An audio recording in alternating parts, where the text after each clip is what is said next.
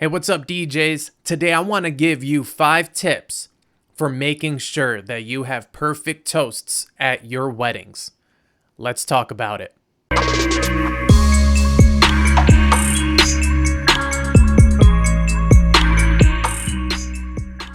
So the toasts are a very crucial component of any celebration because it gives the people that are closest to the couple an opportunity to not just reflect on their moments together, their relationship together, but also share that with all of the guests. And it can be a very important component of connecting everybody that is in the space and building the energy for the night. And as a DJ and a master of ceremonies, there are a lot of things that we can do in order to make sure that we are not just set up for success, but the people that are speaking are also set up for success. Tip 1, reach out to the people who are going to be speaking before the wedding. When you're planning with your couples, ask them if they want you to reach out to the people that are giving a toast or giving a speech before the wedding, just so that way you can introduce yourself to them.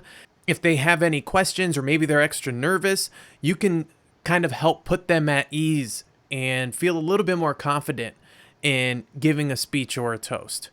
So our planning form actually has an area where the couple can select if they want us to reach out to the people speaking, or if they don't. If they want us to reach out, then they can put in their name and their email along with their phone number, and we'll actually send an email and a text to whoever's speaking 2 weeks before the wedding. It's automated, it's built into our system, so that way when the person that is speaking receives that email or that text, they can reply if they have any concerns or any questions that they might have. This is also really helpful because in that correspondence with them before the wedding, you can ask them, hey, did the bride and groom give you any kind of time limit? And if they say no, then you can say, well, if you can, try to keep it between 2 to 3 minutes, 5 minutes max. Because what ends up happening when people are writing a speech or a toast, they're not often concerned about how long that speech is going to be. Instead, they're just concerned about what they're going to say. So they just start writing, and then before you know it, they have a 15-minute toast. But by intercepting them before the wedding day, if the bride and groom hadn't thought about this, you can kind of put that in their mind about, okay, try to keep it a little bit short. Now, when you are actually at the wedding, tip 2, coordinate with the other vendors and let them know who is speaking, when they are speaking, and when you're going to be doing it, especially for photographers and videographers. Because some photographers and videographers may actually have a spot that they kind of want the people that are giving a speech to stand. And if you go up to them before you have to do the speeches or the toasts and go over the order with them, sometimes they'll be like, hey, do you mind if they actually stand over here? And this can help you out a lot because you can go into it knowing where you want them to stand. So Jody and I, we don't normally use a mic stand for speeches. What we'll usually do is we'll take the microphone and we'll set it between the bride and groom's seat at the head table or the sweetheart table if they have one of those. And we'll let them know, hey, when I introduce you for a speech, go up to the groom, Ben, and get the microphone from him. Right. But if the photographer and the videographer have a specific spot that they want the people speaking to stand, we'll use a mic stand. We'll get a mic stand out. We'll put it right where they ask us to put it. And then we'll instruct them, go up to the mic stand when I introduce you. If you do use a mic stand, do not assume that they know where that mic stand is, because between the nerves and the excitement of the day, they may overlook it. So always let them know exactly where it's going to be. Tip 3. So tip 3, 4, and 5 are kind of all compressed into one moment of the day. If you do not meet your wedding party outside of the venue in order to prepare for the introductions, you are missing out on a lot of opportunities to not just connect with the wedding party, connect with the couple, but you're missing out on a lot of opportunities for them to view you as a professional, and also for the vendors and the venue to view you as a professional. Tips 3, 4, and 5 all require this moment when you are preparing the wedding party for the introductions. So what Jody and I will normally do, we'll meet with the wedding party outside of the venue. We'll go over the order of introductions, who we are going to be introducing. We'll go over name pronunciations to make sure that we don't get any of those wrong. And once we kind of have everybody in order, we'll let them know this is what's going to be happening next. And this leads me into tip 3. Brief the people who are going to be speaking.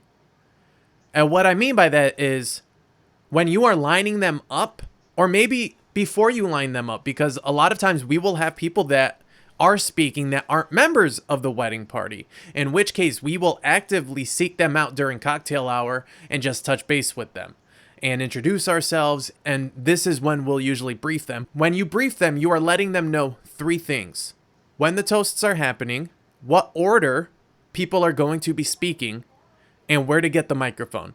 Those are the 3 things you want to know them when you brief them.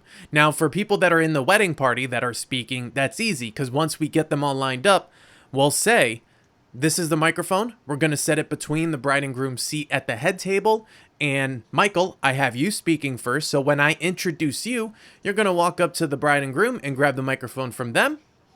Jessica, I have you speaking after Michael. When I introduce you, I will have you go grab the microphone from Michael. And Michael, you pass it to Sarah. Right? So you're briefing them on who's going to be speaking, what order they're going to be speaking, when it's happening, and where the microphone is going to be. Tip 4 is make sure that they have their speeches before you introduce the toast. This seems like common sense, but you would be surprised how often this gets overlooked, especially in the instances where you're doing the introductions and then you're going right into the toasts. Oftentimes they won't always have their speech on them, and they may not be expecting to do it right then and there. So if that is the case, when you're lining them up, make sure you let them know we're doing speeches right when we get in there. Do you need to grab your speech or anything like that? Now, if the speeches are happening during dinner, which we do a lot as well, you want to let them know before you introduce them. When we get in there, we're going to let the staff get the entrees out if it's a plated meal, and then we're going to go into the speeches. Do you have your speech? And the last tip, tip 5, show them how to use the microphone. So when we are briefing people that are going to be speaking, whether we're doing it when we're lining up the wedding party or if we seek out an individual during cocktail hour and go over that with them, we always have a microphone in our hand and we show them exactly how to hold it. You want to hold it right here, a little lower than your chin. Don't hold it up here.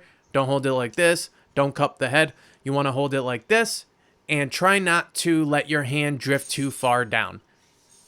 Is this foolproof? Absolutely not. Do we still get people that hold the microphone down here? Absolutely. But you are removing a lot of the chance, right? Because then the only time that they end up drifting it is when they're a little bit nervous, but you're at least putting it in their mind. Hey, this is the correct way that you want to hold the microphone. So that way, before they begin speaking, a lot of times they will consider that, and then you have a much better chance of them actually holding it the right way, and you don't have to fight around with feedback. These are some of the things that we'll usually do before a toast in order to make sure that things go as smooth as possible.